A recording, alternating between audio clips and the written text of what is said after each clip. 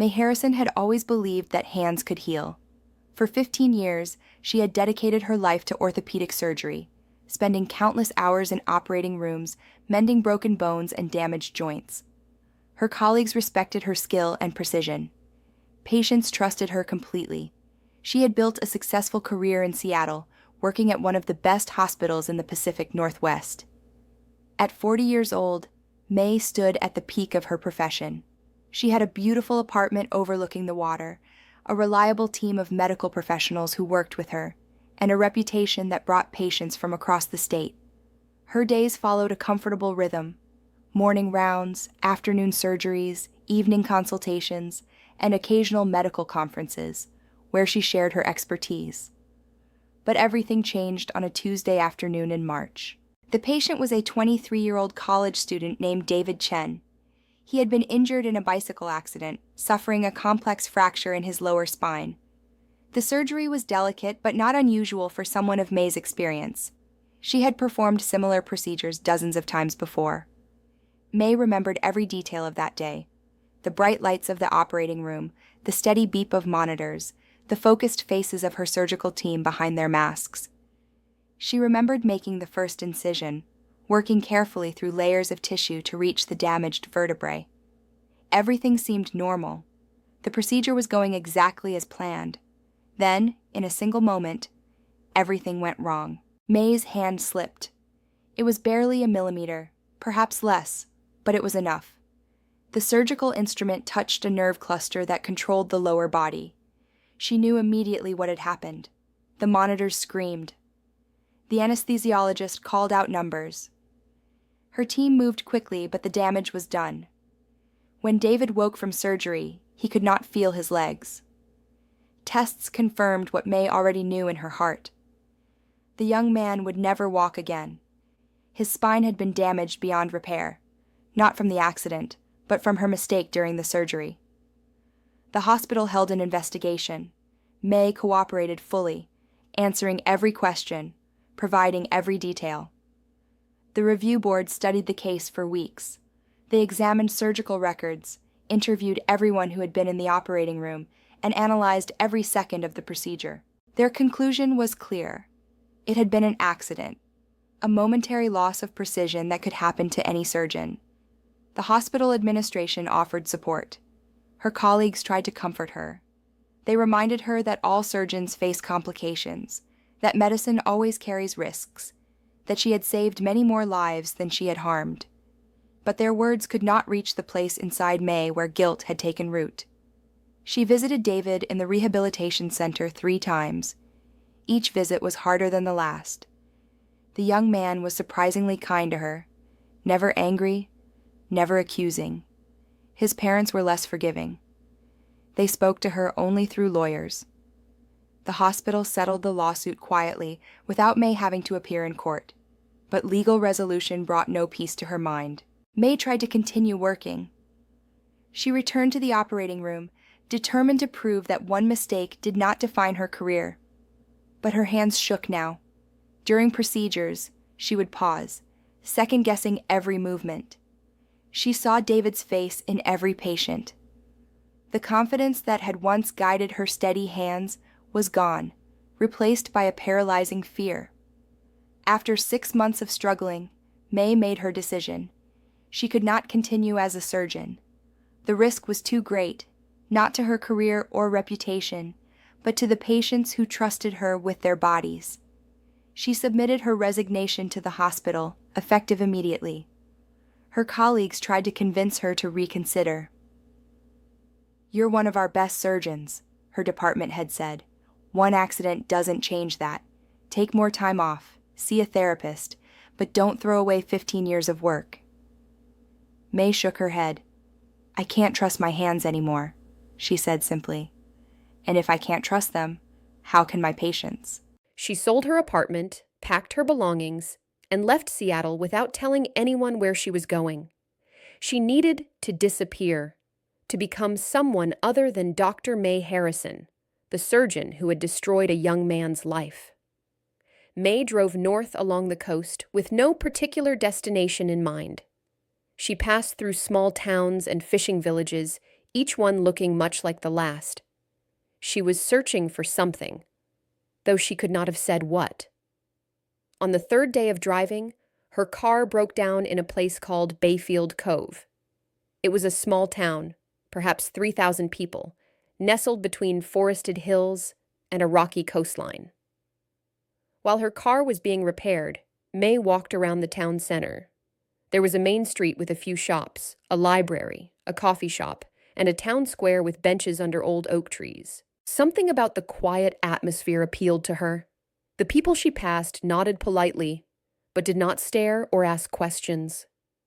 The ocean was visible from almost everywhere, its constant motion somehow calming. The air smelled of salt and pine trees. When the mechanic told her the car was fixed, May made an impulsive decision. "Is there anywhere to rent around here?" she asked. "Something small for a few months, maybe?" The mechanic scratched his beard. "Old Mrs. Peterson has a cottage behind her house. She's been trying to rent it for a while. It's nothing fancy, but it's clean and the price is fair." May rented the cottage that same afternoon. It was indeed small. 1 bedroom, a tiny kitchen, a living room with a stone fireplace, and a bathroom that had probably not been updated since the 1970s. But it had large windows that looked out onto a garden, and beyond that, glimpses of the ocean through the trees. For the first few weeks, May did almost nothing. She slept late, took long walks along the beach, and read books from the town library. She avoided talking to people as much as possible. When neighbors tried to introduce themselves, she was polite but distant. She did not want to explain who she was or why she had come to Bayfield Cove. At night, she dreamed of the operating room. Sometimes she saw David's face. Sometimes her hands would not stop shaking, no matter how hard she tried to steady them. She would wake in darkness, her heart pounding, and spend hours staring at the ceiling until sunrise. Mrs. Peterson, her landlady, was a widow in her 70s with a talent for gentle persistence. She would knock on May's door with offerings, fresh vegetables from her garden, homemade soup, books she thought May might enjoy. She never asked personal questions, but her kind eyes suggested she understood that May was running from something painful. "You know," Mrs. Peterson said one afternoon, sitting in May's small living room with a cup of tea, "my husband died 5 years ago. Cancer. For a long time after, I didn't know what to do with myself. We had been together for 43 years. Everything I did, I had done with him or for him. When he was gone, I felt like I had lost my purpose." May looked up from her own tea. "What did you do?" "I learned to make furniture," Mrs. Peterson said with a small smile. "Completely random, I know. But I saw a class advertised at the community center, and I thought, why not? I had never built anything in my life. My husband had always been the one who fixed things around the house. But I learned, and it helped." "How did it help?" May asked. "It gave my hands something to do," Mrs. Peterson said simply. "When your mind is troubled, sometimes your hands need work. Good, honest work that produces something real. It doesn't solve everything, but it helps you get through the days." After Mrs. Peterson left, May thought about her words. Her own hands had once performed miracles, guiding surgical instruments with precision through the human body. Now they felt useless, even dangerous. But perhaps they could learn to do something else, something that carried no risk of destroying lives. The next day, May walked to the Bayfield Cove Community Center. It was a simple building near the town square, with notice boards advertising various classes and activities. She found what she was looking for: an introduction to woodworking class, meeting every Tuesday and Thursday evening. The class was taught by a man named Frank Morris, a retired carpenter in his 60s with calloused hands and a patient teaching style. There were 6 students in total. May, 2 high school boys, a young woman who wanted to build furniture for her new apartment, and a couple who planned to renovate their kitchen. Woodworking is about patience and respect, Frank said during the first class. You're working with a living material. Every piece of wood has its own character, its own grain and texture. Your job is to understand it and work with it, not against it. May found herself drawn to the work in a way she had not expected. There was something meditative about the process, measuring carefully, marking lines, cutting wood, sanding rough edges smooth. The tools had weight and substance in her hands. The smell of fresh sawdust was pleasant and earthy. Unlike surgery, where a single mistake could have devastating consequences, woodworking allowed for errors. If she cut a piece too short, she could use it for something else. If she made a bad joint, she could take it apart and try again. There was room for learning, for improvement, for second chances. Frank noticed her dedication. "You're good with your hands," he commented one evening, watching her work. "Very precise. Have you done this before?" "No," May said, not looking up from her work. "But I used to do something that required careful hand control." He waited for her to say more, but when she did not, he simply nodded and moved on to help another student. After the introductory class ended, May continued to visit Frank's workshop. He allowed students to use his tools and space as long as they bought their own materials and cleaned up after themselves. May started spending 3 or 4 evenings a week there, working on small projects: a simple bookshelf, a wooden box with a sliding lid, a set of picture frames. Slowly, the shaking in her hands began to diminish. Not completely, but enough that she could hold a saw steady, guide a plane smoothly across a board, and drive a nail straight. The physical work tired her body in a good way, helping her sleep better at night. As spring turned to summer, May gradually became a familiar figure in Bayfield Cove. People in town began to recognize her, greeting her by name when she stopped at the coffee shop or picked up groceries. She learned the names of shopkeepers and regular customers. She discovered walking trails in the hills behind the town. She found a spot on the beach where she liked to sit in the evening and watch the sunset. Mrs. Peterson continued to be a quiet source of support. She taught May about the local area, introduced her to neighbors, and never pressed for details about her past. In return, May helped with small repairs around Mrs. Peterson's property, fixing a loose step, replacing a broken fence board, building a new mailbox. By autumn, May had set up a small workshop in the shed behind her cottage. She had bought basic tools: a good saw, several types of planes, chisels, a drill, sandpaper in various grits, and supplies of different types of wood. She worked there most evenings, creating simple but well-made pieces. Word spread in the small community about the quiet woman who made furniture. People began to ask if she took commissions. A neighbor wanted a coat rack. The owner of the coffee shop needed new shelves. The library requested a reading bench for children. May accepted these small projects, charging minimal amounts that barely covered her materials. She was not trying to build a business. She simply appreciated having purposes for her work, knowing that the things she made would be used and perhaps appreciated. Winter came, bringing rain and cold winds from the ocean. May spent more time indoors, working in her shed with a small heater running. She had been in Bayfield Cove for nearly 10 months now. It was the longest she had stayed anywhere since leaving Seattle. One evening in December, Frank invited her to his house for dinner.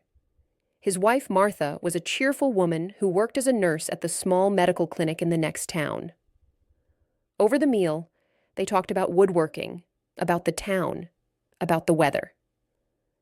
"You know," Martha said as they were finishing dessert, "you remind me of someone I used to work with." She was a doctor, very skilled, but something happened that made her leave medicine. She had that same look in her eyes sometimes, like she was carrying something heavy. May felt her chest tighten. "What happened to her?" "She eventually went back," Martha said. "Not to the same kind of work, but to helping people in a different way. She became a counselor, working with patients who had chronic pain. She said that her medical knowledge was still valuable, just in a different form. May changed the subject, but Martha's words stayed with her. That night, lying in bed, May thought about David Chen for the first time in weeks.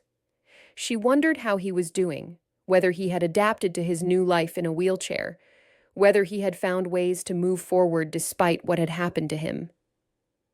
She had been so consumed by her own guilt that she had never considered that he might have continued with his life, might have found purpose and meaning even with his disability. She realized that she had been punishing herself for nearly a year, hiding in this small town, refusing to acknowledge that she had any value or skills worth offering to the world. She had let one terrible mistake define her entirely, erasing 15 years of successful surgeries, hundreds of patients she had helped, countless lives she had improved. The woodworking had taught her something important. Mistakes were part of the learning process. Every carpenter made bad cuts, created weak joints, ruined pieces of wood. The key was not to avoid mistakes entirely, which was impossible, but to learn from them and keep working. But May was not ready to return to medicine. The fear of making another mistake, of hurting someone else, was still too strong. She did not trust herself in an operating room. Perhaps she never would again. As winter deepened, May continued her quiet life in Bayfield Cove. She had found a kind of peace, or at least a stable routine that kept the worst of her guilt at bay. She worked in her shed, took long walks, read books, and slowly built connections with the people around her.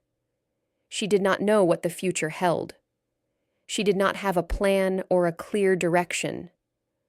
But for now, this small town by the ocean, with its gentle people and simple rhythms, was enough.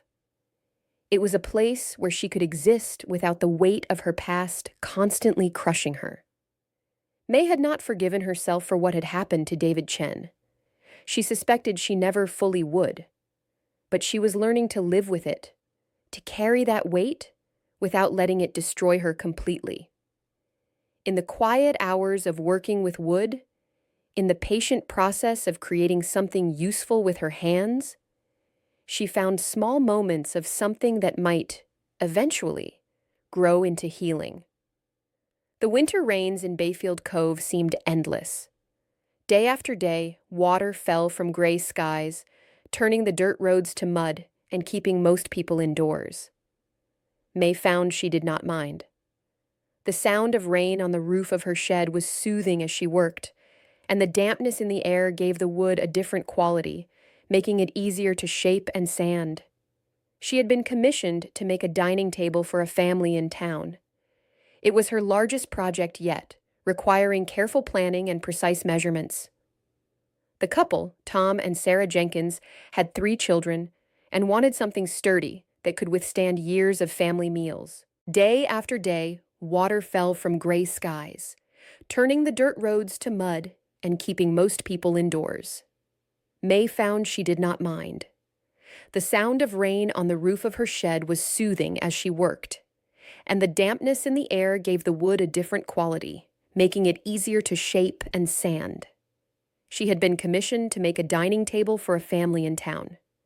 It was her largest project yet, requiring careful planning and precise measurements. The couple, Tom and Sarah Jenkins, had 3 children and wanted something sturdy that could withstand years of family meals. May spent weeks on the project. She chose solid oak, a durable wood with beautiful grain patterns. She designed the table with thick legs and strong joinery, calculating the dimensions so it would fit in their dining room while seating everyone comfortably. Every evening, she worked in her shed, cutting pieces, fitting joints, sanding surfaces until they were smooth as glass. The work consumed her in the best possible way. When she focused on the wood, measured angles, tested the strength of joints, her mind had no room for guilt or regret. There was only the immediate task, the satisfaction of seeing pieces come together, the gradual transformation of raw lumber into something beautiful and functional. Frank stopped by occasionally to check her progress. "You've developed a good eye," he said, examining her work. "This is professional quality. You could charge 3 times what you're asking." "I'm not doing it for money," May said, running her hand across the tabletop. "I just like making things that last." "Still," Frank said, "you should value your work. And your time." May considered his words. She had been charging very little for her projects, almost giving away her labor. Part of it was practical. She had savings from her medical career and did not need much income. But part of it was something else. A feeling that she did not deserve to be compensated well, that her work was not truly valuable, that she should be grateful anyone wanted anything from her at all. "Maybe you're right," she said quietly. "I'll think about it." When the table was finished, May and Frank loaded it into his truck and delivered it to the Jenkins house. The family gathered around as they set it up in the dining room. The children ran their hands across the smooth wood, marveling at how solid it felt. Sarah had tears in her eyes. "It's perfect," she said. "Absolutely perfect. This will be in our family for generations." Tom insisted on paying May more than they had originally agreed. "This is craftsmanship," he said. "Real craftsmanship. You deserve to be paid properly for it." As May drove back to her cottage, she felt something she had not experienced in a long time. Simple pride in work well done. The table would serve this family for years, maybe decades. Children would eat meals at it, do homework, play games. It would hold birthday cakes and holiday dinners. It would be part of their daily lives.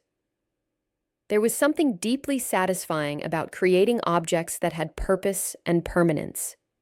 It was so different from surgery, where success meant becoming invisible, where the best outcome was for the patient to heal and forget that medical intervention had ever been necessary. January turned to February. The rains began to ease, and occasional sunny days appeared. May had become a regular at the weekly community breakfast held at the town hall. It was a casual gathering where people could catch up on local news, and May found she enjoyed the gentle social interaction. She had become friendly with several people in town. There was Linda, who owned the bookshop and always had recommendations for what May should read next. There was Carlos, who ran the small grocery store and teased May about her habit of buying the same simple meals every week. There was old Mr. Williams, who sat in the same spot at the coffee shop every morning and shared stories about Bayfield Cove's history. These were not deep friendships. May still kept most people at a comfortable distance. She deflected personal questions, shared little about her past, and maintained boundaries. But there was companionship in these regular interactions, a sense of belonging to a community that asked little and offered much. Mrs. Peterson continued to be May's closest connection. They had dinner together once a week, taking turns cooking. Mrs. Peterson taught May her recipes for seafood chowder and berry pie.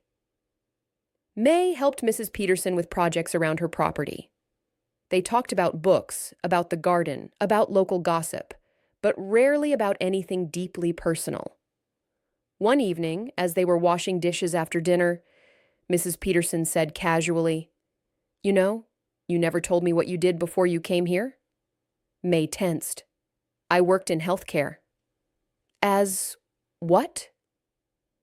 May was quiet for a long moment. Then, surprising herself, she said, "I was a surgeon. Orthopedic surgery." Mrs. Peterson continued washing a plate, her movements steady. "That must have been demanding work." "It was." May dried the plate and set it on the rack. "I was good at it for a long time." "What happened?" May had not told anyone the full story since leaving Seattle, but something about Mrs. Peterson's calm presence, the comfort of the familiar kitchen, the year of quiet healing, made the words come easier. I made a mistake during a surgery, May said. A young man. He was 23 years old. Because of my error, he'll never walk again. He'll spend the rest of his life in a wheelchair because my hand slipped by less than a millimeter at the wrong moment. Mrs. Peterson set down the dish she was washing and turned to face May. Her eyes were compassionate, but not pitying. That must be a terrible thing to carry. I destroyed his life. You made a mistake during a complicated medical procedure, Mrs. Peterson corrected gently. Those are not the same thing. Did you set out to harm him? Did you act carelessly or recklessly? No, but then you made a human error while trying to help someone, Mrs. Peterson said firmly. It had terrible consequences, yes. But it doesn't make you a monster, May. It makes you human. Even skilled people make mistakes. Even careful people have accidents. I can't forgive myself for it. Maybe not, Mrs. Peterson acknowledged, but you can't spend your whole life hiding from it either. You have skills and knowledge that could still help people. You're wasting that by making furniture in a shed. May shook her head. I can't go back to surgery. I can't risk hurting someone else. Who said anything about going back to surgery? Mrs. Peterson asked. There are other ways to use medical knowledge, but you're choosing to bury it completely, to pretend you never had 15 years of training and experience. That seems wasteful to me. They finished the dishes in silence. May left soon after, troubled by the conversation. She had built a comfortable life in Bayfield Cove. She had found ways to keep busy, to make herself useful without risking anyone's well-being. Why should she change that? But Mrs. Peterson's words nagged at her. Was she really healing here, or was she just hiding? Was making furniture a genuine new path, or merely a way to avoid facing her past? In March, spring arrived with sudden warmth. Flowers bloomed in Mrs. Peterson's garden. The ocean sparkled under bright sunshine. People in town seemed more energetic, working on their yards, painting their houses, preparing boats for the fishing season. May decided to take on a new project. The community center needed new outdoor benches for the garden area. She designed something simple but sturdy, benches that could withstand weather and heavy use. She bought materials from the hardware store in the next town and set to work. She was in her shed one afternoon, focusing on cutting pieces for the bench legs, when she heard a knock on the door. She looked up to see a woman in her 30s, holding the hand of a girl who appeared to be about 8 years old. May Harrison? The woman asked. May felt a chill of apprehension. No one in Bayfield Cove knew her last name. She had always introduced herself as just May. Who are you? My name is Elena Rodriguez. I'm a reporter for the Coastal Times. I'm doing a story about people who've made dramatic career changes, and your name came up in my research. You were Dr. May Harrison, one of the top orthopedic surgeons in Seattle. And then you disappeared. I've been looking for you for months. May's hands tightened on the saw she was holding. I have nothing to say to you. Please leave. I just want to understand your story, Elena said. Why would someone at the peak of her career just vanish? The hospital wouldn't comment. Your colleagues said you left voluntarily, but no one knew where you went or why. Because it's none of their business, May said, her voice hard. Or yours. Please leave my property. The little girl had been looking around the shed with interest. Mom, look at all the cool stuff she's making. Elena glanced at her daughter, then back at May. I'm sorry. I didn't mean to intrude on your privacy. I can see you've built a new life here. I'll go. As they turned to leave, the girl said, I think it's brave to start over and learn something completely new. After they left, May sat down on her workbench, her heart racing. She had known this was a risk. In the age of internet searches and social media, true disappearance was nearly impossible. She had been careful, using cash as much as possible, avoiding cameras, keeping a low profile, but apparently not careful enough. That evening, she drove to Mrs. Peterson's house. "Someone found me," she said without preamble when the older woman opened the door. "A reporter. She knows who I used to be." Mrs. Peterson invited her in and made tea. "What are you going to do?" "I don't know. Maybe I need to leave Bayfield Cove, go somewhere else, start over again." "And how many times will you do that?" Mrs. Peterson asked. "Keep running every time someone discovers your past?" "May, you can't escape from yourself. Wherever you go, you take your history with you." "I just want to be left alone." "I don't think that's true," Mrs. Peterson said gently. "I think you want to be forgiven. But you can't receive forgiveness if you're hiding from everyone, including yourself." May stayed at Mrs. Peterson's house for hours, talking more openly than she had in years. She spoke about her career, about the pride she had taken in her work, about the joy of helping patients recover from injuries.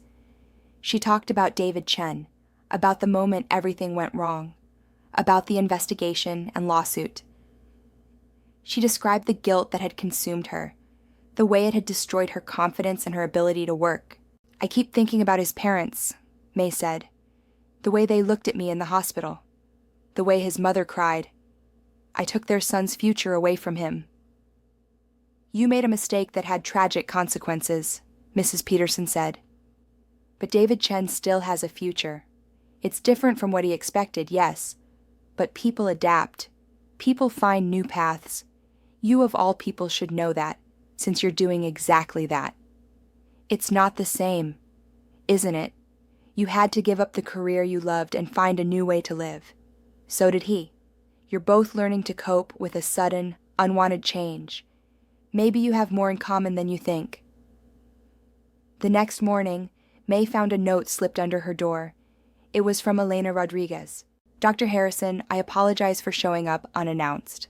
That was unprofessional. I want you to know that I won't write about you without your permission. I was genuinely interested in your story because I think career reinvention is fascinating, especially when someone leaves a prestigious position to do something completely different.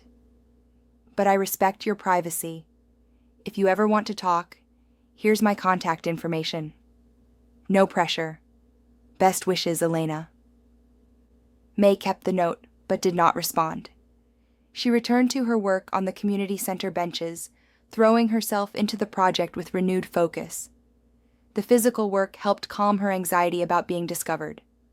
Over the next few weeks, she waited for news stories to appear, for people in town to start treating her differently, for her peaceful life to unravel. But nothing happened. Either Elena had kept her word, or no one had connected the name May Harrison with the quiet furniture maker who lived in Mrs. Peterson's cottage. April brought warmer weather and longer days. May finished the benches for the community center and installed them in the garden area. People admired her work, and several asked if she would make furniture for them. She agreed to a few projects: a bookcase, a set of kitchen chairs, a toy chest for a new baby. She was working in her shed one evening when Frank stopped by.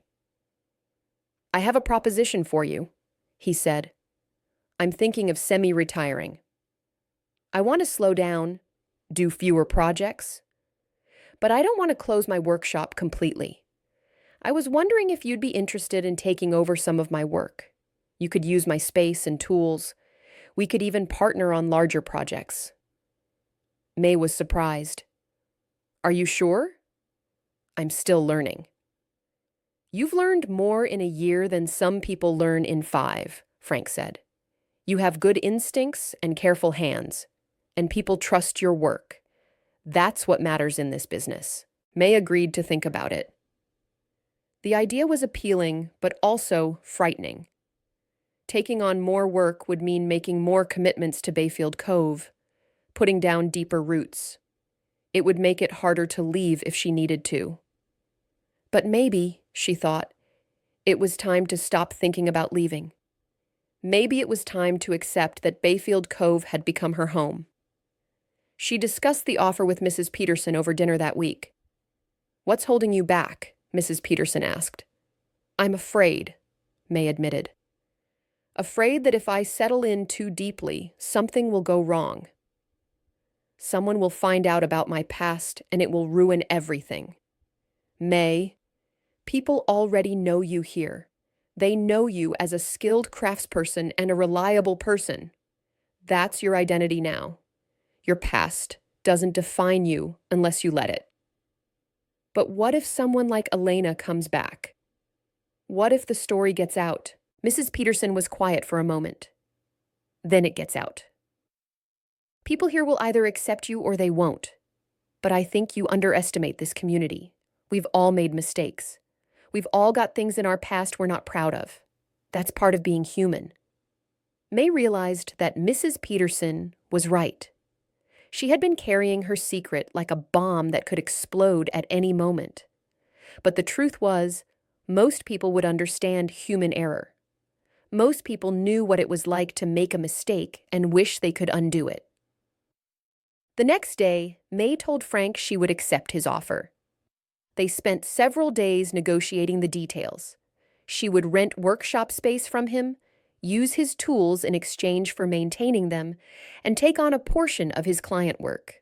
Frank would work part-time, focusing on the projects that interested him most, while May handled the steady stream of residential commissions. It felt good to make this commitment. It felt like choosing to stay, choosing to build something that might last. As spring turned towards summer, May's woodworking business grew slowly but steadily. She worked mostly on residential projects: tables, chairs, shelving units, storage solutions. She enjoyed the variety of the work and the satisfaction of seeing her creations in people's homes.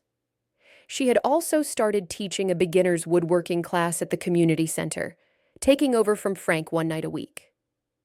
She found she enjoyed teaching, breaking down complex tasks into manageable steps, helping people gain confidence with tools, watching their faces when they completed their first project. One of her students was a teenager named Marcus, 17 years old and trying to decide what to do after high school.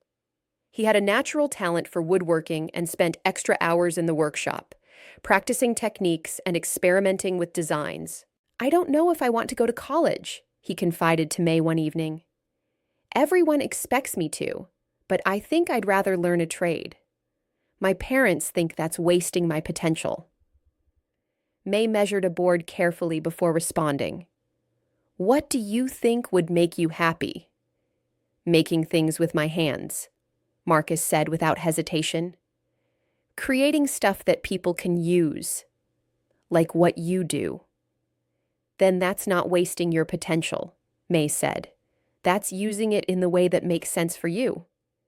There's dignity in skilled manual work. The world needs people who can build quality furniture, repair houses, create beautiful objects. "My mom says I should be a doctor or a lawyer or something professional." May felt an old ache in her chest. Those are valuable professions. But they're not right for everyone. The key is finding work that uses your strengths and gives you satisfaction. That looks different for different people. Marcus seemed relieved to hear this perspective. He continued working with enthusiasm, and May wrote him a letter of recommendation when he applied to a technical college with a renowned woodworking program. Summer arrived with brilliant sunshine and warm breezes. The town filled with tourists who came to enjoy the beaches and coastal scenery. Local businesses thrived. May kept working steadily, finding comfort in her routine. She still thought about David Chen sometimes, especially at night when sleep was elusive. She still felt the weight of what had happened, but it no longer consumed her every waking moment. She had learned to carry it as part of herself, neither forgetting nor being destroyed by it. Mrs. Peterson had been right. She could not outrun her past, but she could build a present and a future that were shaped by her choices, not just defined by her mistakes. One afternoon in July, May was working in Frank's workshop when a man entered. He was in his 50s, dressed in casual clothes, with the weathered look of someone who spent time outdoors. "Are you May?" he asked. "Yes. Can I help you?" "I'm looking for someone to build a wheelchair ramp for my house. My son had an accident, and he'll be coming home from the rehabilitation center next month. I need something sturdy and well-made. People in town said you do good work." May felt her hands go cold. "A wheelchair ramp?" "Yeah. The house has 3 steps up to the front door. We need a proper ramp with handrails. I can show you the space if you want to come take a look." May's mind was racing. A wheelchair ramp. For someone who had been in an accident. It felt like the universe was testing her, confronting her with the symbol of David Chen's life. She took a deep breath. "Yes, I can do that.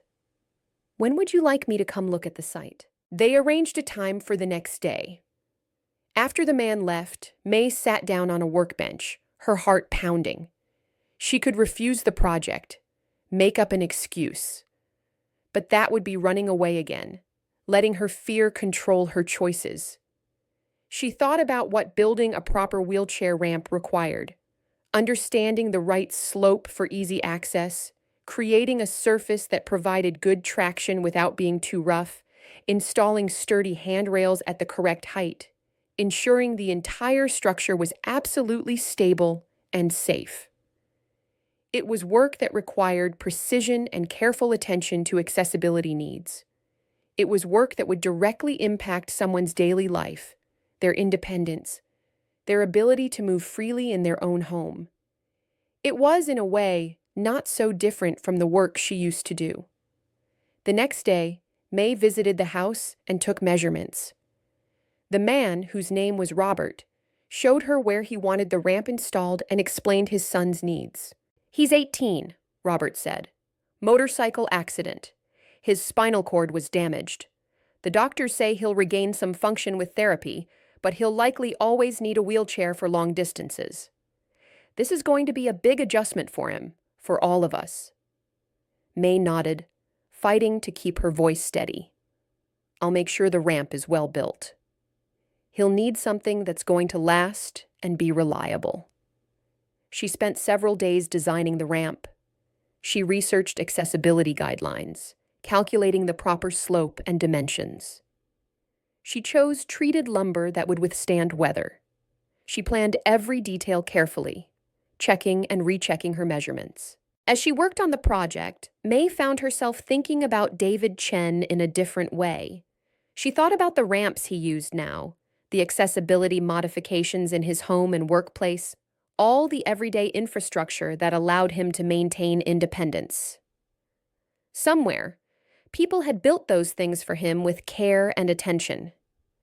She realized that she could not undo what had happened, but she could build things that helped people in similar situations. She could use her precise hands to create access and independence for others. The ramp took her 2 weeks to build. She worked carefully, testing every joint, sanding every surface, checking that the handrails were secure. When it was finished, she helped Robert test it with a borrowed wheelchair. "It's perfect," Robert said, rolling smoothly up and down the incline. "Really solid. Thank you." When Robert's son came home the following month, May stopped by with a small gift. A wooden lap desk she had made, designed specifically for wheelchair use with raised edges to prevent items from sliding off. The young man, whose name was Tyler, accepted it with surprise and gratitude. "This is really cool, thank you." May looked at him, seeing in his face both David Chen and someone entirely different, someone on his own journey of adaptation and recovery. "I hope it's useful," she said simply. That night, May did something she had not been able to do before. She wrote a letter to David Chen.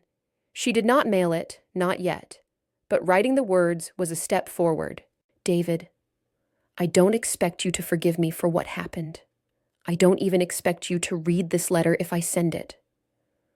But I want you to know that not a day goes by when I don't think about the surgery and wish I could change what happened. I destroyed my career because I couldn't trust myself not to hurt someone else. That seemed like the only responsible choice. I'm learning to live with what I did and trying to find ways to be useful in the world. I hope you are finding your path forward too. I hope your life is full of possibility despite what I took from you. With deep regret and respect, May Harrison.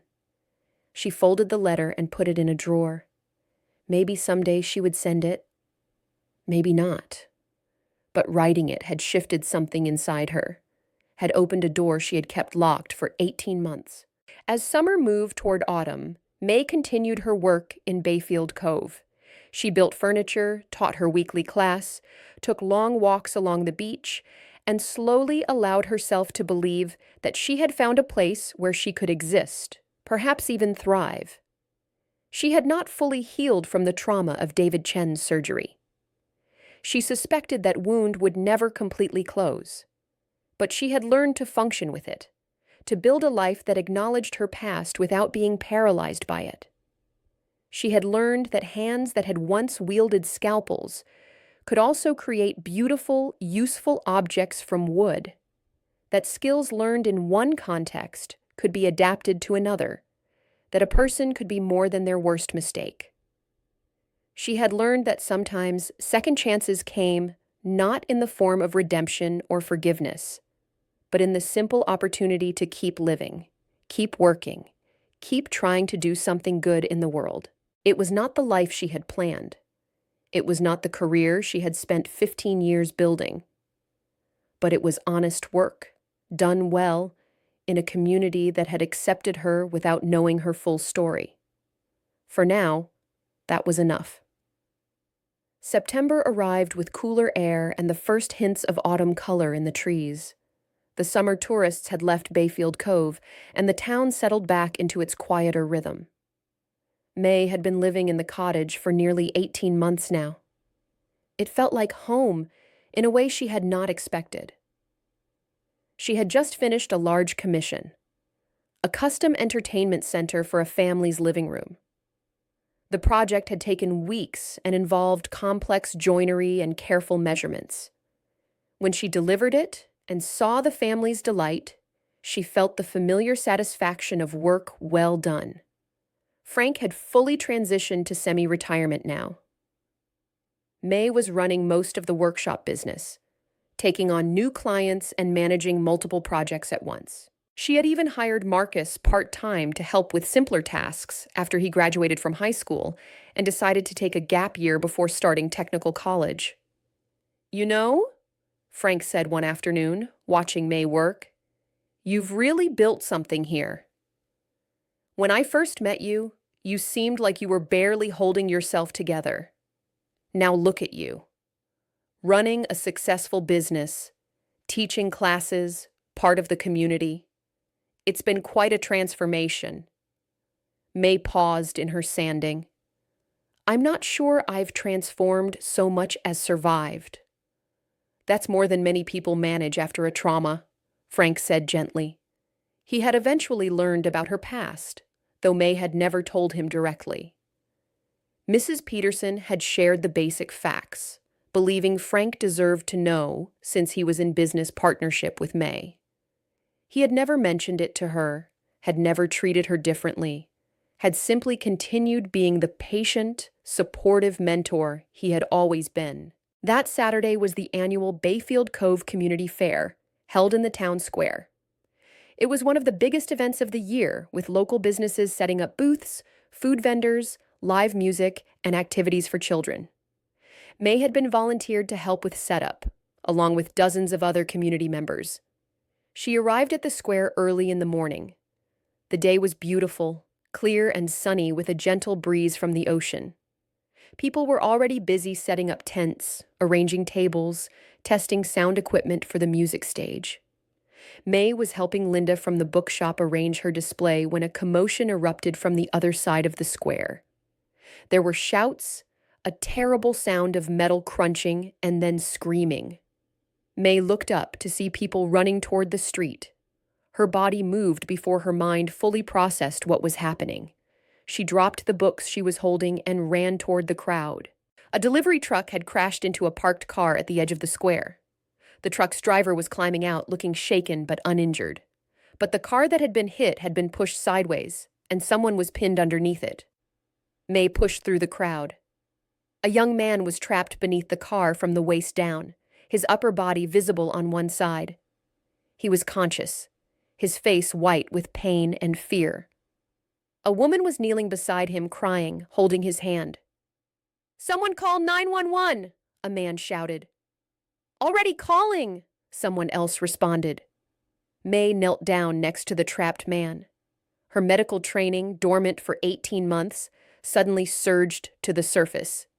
She could see immediately that this was a critical situation. The man's lower body was trapped, and depending on how his spine was positioned, any movement could cause catastrophic injury. "What's your name?" May asked, keeping her voice calm. "Aaron," the young man gasped. "I can't feel my legs." "Oh God, I can't feel my legs." The woman beside him sobbed harder. "Don't say that, Aaron. Don't say that." May looked around. Several people were trying to figure out how to lift the car. "Stop!" she shouted, with an authority she had not used in nearly 2 years. "Do not move that car. Do not move him at all." "But we have to get him out," someone protested.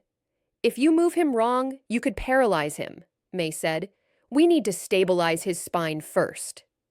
Someone in the crowd recognized her authority. "She knows what she's talking about.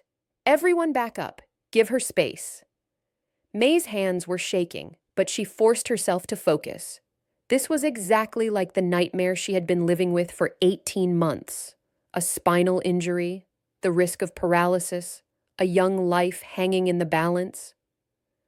But this time, she was not in an operating room where a single slip could destroy everything. This time, she could help. She looked at Aaron. "Listen to me very carefully. I need you to stay absolutely still. Don't try to move anything. The ambulance is coming, but right now I need to stabilize your neck and spine so nothing gets worse. Do you understand?" Aaron nodded slightly, his eyes wide with fear. "That's good," May said. "Now, can you feel this?" She touched his shoulder.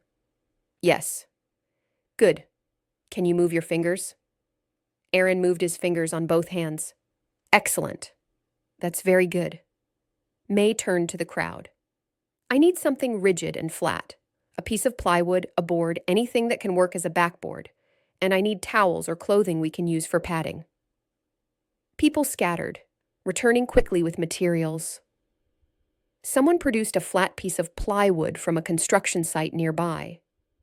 Others brought towels, jackets, even tent fabric that could be used for padding. May worked quickly but carefully. She had Frank hand her materials as she needed them. She created a makeshift cervical collar using folded towels and tape, stabilizing Aaron's neck. She talked to him constantly, keeping him calm, checking his responses. "I used to be a doctor," she told him as she worked, "an orthopedic surgeon. I'm going to make sure they can move you safely when the ambulance gets here. Your job is to stay still and keep breathing steadily. Can you do that for me?" "I'll try," Aaron whispered. The woman beside him, who turned out to be his sister, watched May work with hope in her eyes. "Is he going to be okay?"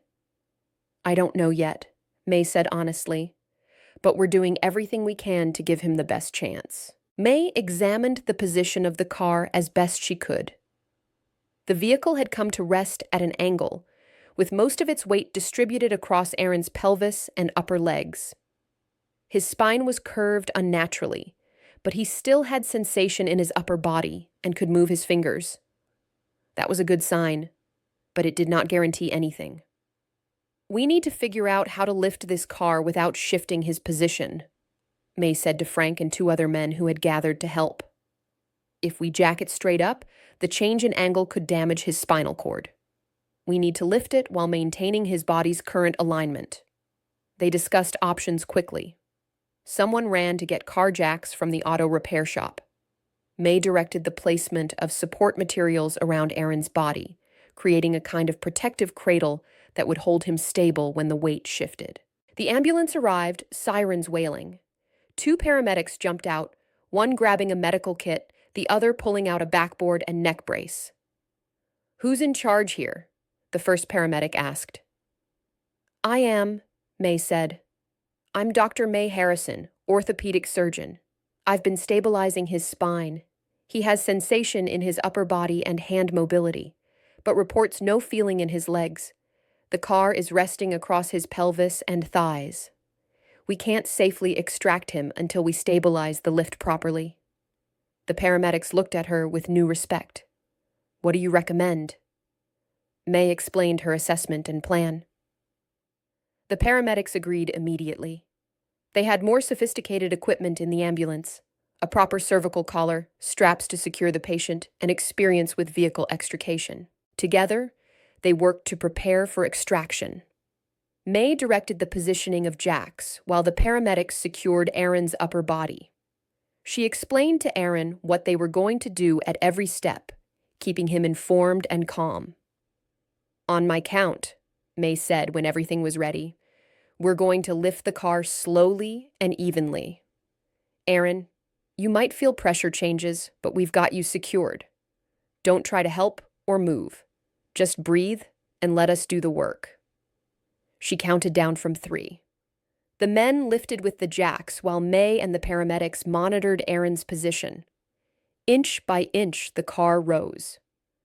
May's hands guided the backboard beneath him, working in coordination with the paramedics to slide him out while maintaining spinal alignment. It took 15 careful minutes.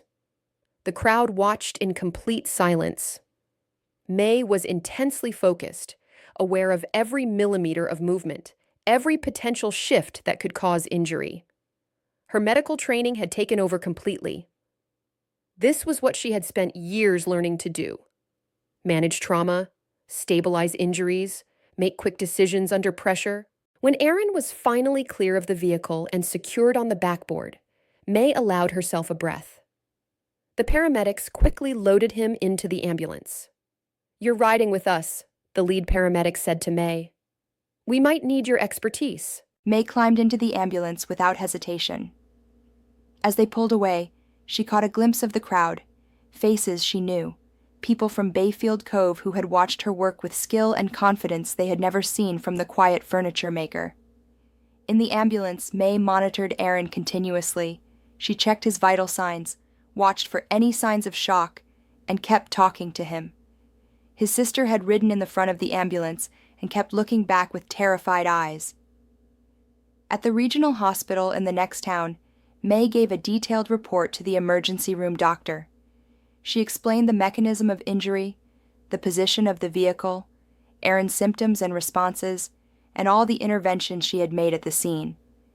The ER doctor listened carefully. "You probably saved him from complete paralysis," he said. "If people had just yanked him out from under that car, the vertebral damage would have been catastrophic. Your stabilization bought him a chance." Tests were run: X-rays, CT scans, MRI. May waited in the hospital corridor, her hands finally beginning to shake now that the emergency was over. She had not been inside a hospital since leaving Seattle. The familiar smells, the sounds of equipment, the efficient movement of medical staff, all of it brought back memories both good and terrible. After 2 hours, the ER doctor found her. "He's going to make it," he said. "There's some vertebral fracture, but no spinal cord damage. He'll need surgery to stabilize the fractures, followed by intensive physical therapy. But he should regain full function. He's incredibly lucky."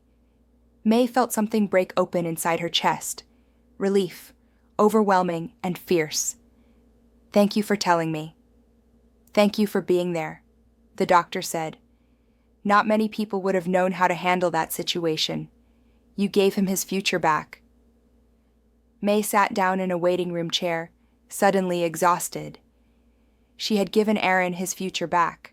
The words echoed in her mind. She had not been able to give David Chen his future back. That mistake would always be part of her history. But today, She had used the same knowledge and skills to prevent another tragedy. She had faced the exact situation that haunted her nightmares, and she had not frozen. She had not failed. Mrs. Peterson arrived at the hospital an hour later, having heard what happened. She sat down next to May and took her hand. "The whole town is talking about what you did," Mrs. Peterson said quietly. "They're calling you a hero." "I just did what I was trained to do." "Exactly," Mrs. Peterson said. "You used your knowledge and skill to help someone in a crisis. That's what doctors do, May. That's what you've always done. Today just reminded everyone, including you, that those abilities are still part of you." May looked at her hands. They had stopped shaking. They looked steady and capable. Hands that could build furniture, hands that could also save lives. "I was terrified," May admitted. "When I saw him under that car, for a moment I was frozen. I thought about David, about everything that went wrong. I almost walked away." "But you didn't," Mrs. Peterson said. "You chose to help even though it scared you. That's what courage looks like." Aaron's sister found May before she left the hospital. She hugged May tightly, crying. Thank you so much. They said if you hadn't been there, if people had moved him the wrong way, he could have been paralyzed for life. You saved my brother." May hugged her back, feeling the weight of those words. "You saved my brother. Not you destroyed him. Not you ruined his life. You saved him." It was late afternoon when Mrs. Peterson drove May back to Bayfield Cove. As they entered the town, May could see that the community fair had continued. Music played in the square. Children ran around with balloons. Life had gone on. But as soon as May appeared, people began coming up to her. They wanted to thank her, to tell her she had done something amazing, to express their admiration. The story had spread throughout the town, the quiet furniture maker who had turned out to be a skilled surgeon, who had calmly and expertly handled a terrible accident. May felt overwhelmed by the attention. She had spent 18 months keeping a low profile, avoiding the spotlight. Now everyone wanted to talk to her about medicine, about her past career, about the dramatic rescue. Frank found her in the crowd. "You doing okay?" he asked. "I don't know," May said honestly. "Everything feels surreal." "Come on," Frank said. "Let's get you away from all this for a bit." He drove her to his house, where Martha had prepared dinner. They sat on the back porch, overlooking Frank's workshop, eating quietly. "You know," Martha said after a while, "I told you once that you reminded me of someone I knew who had left medicine. Today, you reminded me why medicine is such an important calling. The skill you showed, the calm authority, the way you knew exactly what to do. That's not something that goes away just because you stop practicing." May set down her fork. "I can't go back to surgery. I still can't. The risk is too great." "No one is asking you to," Martha said. "But maybe there are other ways to use what you know. Maybe what happened today is showing you that you have value beyond making furniture, as good as you are at that." May spent a sleepless night thinking about Martha's words. She had successfully helped Aaron. She had prevented a catastrophic injury. She had used her training and experience to make a difference in a critical moment. But that did not erase David Chen. It did not undo the harm she had caused. One good outcome did not balance out one terrible mistake. Or did it? Maybe that was not how it worked. Maybe life was not about perfect balance sheets, successes canceling out failures. Maybe it was about continuing to try, continuing to use whatever skills you had, accepting that you would sometimes fail, but refusing to let those failures stop you from helping when you could. The next day, May returned to work in the workshop, but she found it hard to concentrate. Her hands moved through familiar motions of measuring and cutting, but her mind was elsewhere. Elena Rodriguez, the reporter who had found May months earlier, called that afternoon. "I heard about what happened at the fair," she said. May I come talk to you? I promise I won't write anything without your permission. But I think your story could mean something to people. May was quiet for a long moment. Then she said, "All right, come to my workshop tomorrow afternoon." Elena arrived with her daughter, the same little girl who had been with her on her first visit. This time, May was more welcoming. She offered them coffee and showed them around the workshop, pointing out projects she was working on. "So," Elena said when they were settled, "are you ready to tell me your story?" May took a deep breath. "I don't know if I'll ever be ready. But maybe it's time anyway." She told Elena everything. Her career as a surgeon, the pride she had taken in her work, the years of training and dedication. She described the accident with David Chen in detail, not sparing herself, explaining exactly how her hand had slipped and caused irreparable damage. She talked about the guilt, the investigation, the decision to leave medicine entirely. "I came to Bayfield Cove to hide," May said. "I thought if I could just disappear, become someone else, the guilt would be more manageable. I learned woodworking because it felt safe. I couldn't hurt anyone making furniture." "But yesterday changed that?" Elena prompted gently. "Yesterday showed me that I can't escape what I am," May said. "I'm a doctor. That training, that knowledge, it's part of me whether I'm practicing or not. When I saw Aaron trapped under that car, I didn't think about running away. I just responded. My medical training took over." "Do you think you'll return to medicine?" May shook her head. "I don't know. Surgery still feels impossible. The idea of holding a scalpel again, being responsible for someone's body in that way, it terrifies me. But maybe there are other ways to use what I know." Elena's daughter had been listening quietly.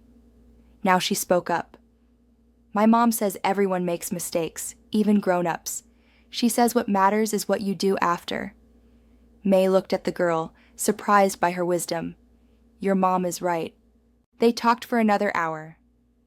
Elena asked thoughtful questions and listened carefully to May's answers. When she finally left, she said, "I'm going to write about this, but I'll send you the article before I publish it.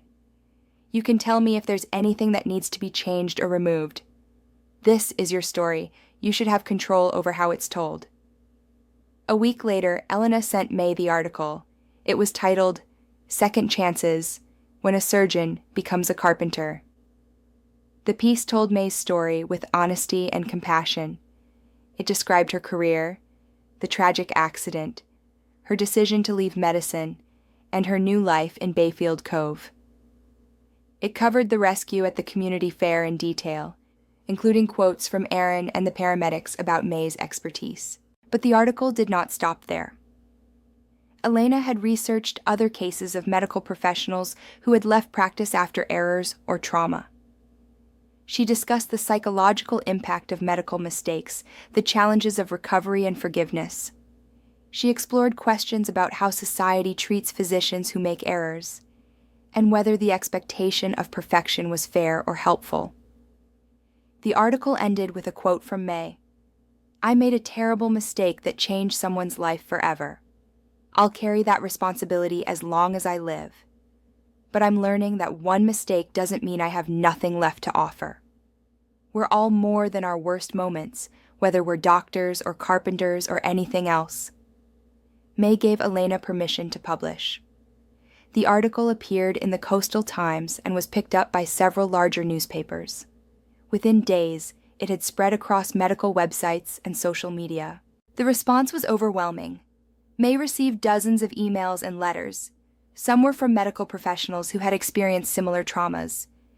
They shared their own stories of errors and guilt, thanking May for speaking openly about something many kept hidden. Some letters came from patients or family members who had been impacted by medical mistakes. Their messages were mixed, some angry, some understanding, all deeply emotional. One letter stood out.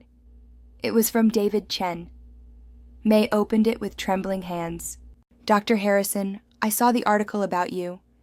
I'm glad you're finding your way forward. I want you to know that I found mine too. The first year after the accident was terrible. I was angry at you, angry at myself. angry at the world. I blamed you for taking away my future. But with time and therapy, I realized that my life wasn't over, just different. I finished college. I'm working as a software developer now. I'm engaged to a wonderful woman I met at a support group for people with spinal injuries. I even competed in a wheelchair basketball league last year. My life is full and meaningful. It's not the life I expected, but it's good. I don't think I can tell you that I forgive you completely. What happened still affects me every day. But I don't hate you. I don't wish you ill. I hope you find peace, just as I've found mine. Maybe we both needed to learn that we're more than that one terrible day. David Chen. May read the letter 3 times, tears streaming down her face. David had built a life. He had found meaning and purpose and love. She had not destroyed him entirely. He was whole in ways that mattered, even though his body was changed. She sat at her small kitchen table and wrote a response, telling David about her journey, thanking him for his words, wishing him well in his life. She told him about Aaron and how the rescue had forced her to confront her fear of medical practice.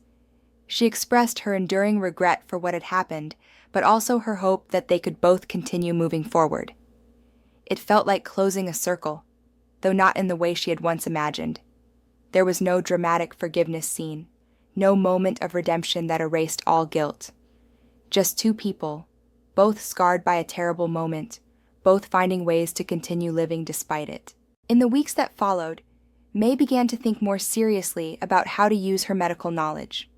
She reached out to Martha, who worked at the local clinic.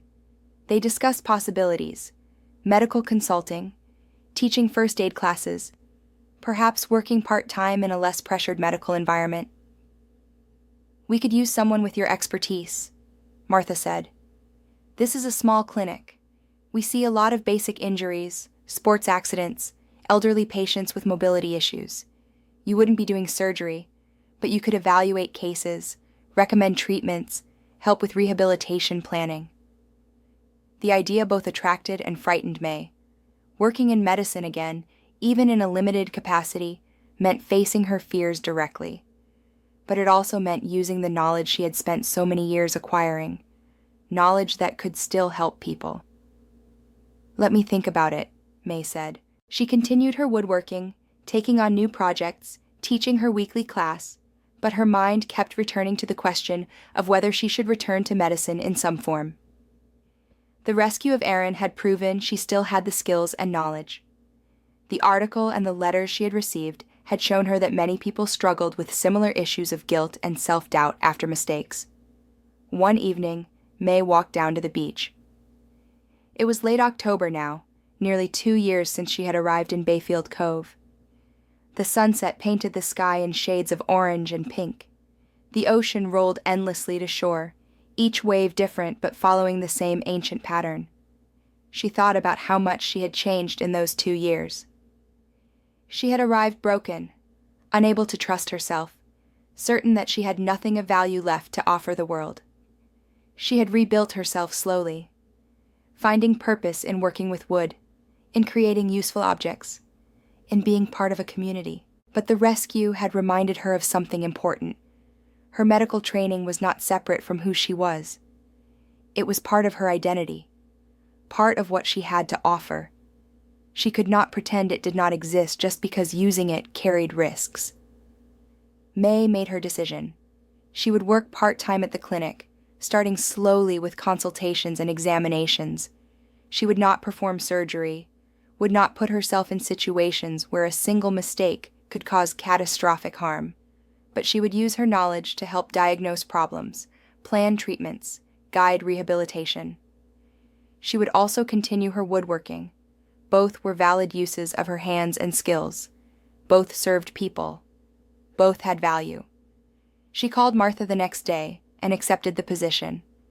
They agreed on a schedule: 2 days a week at the clinic, the rest of her time for woodworking and teaching.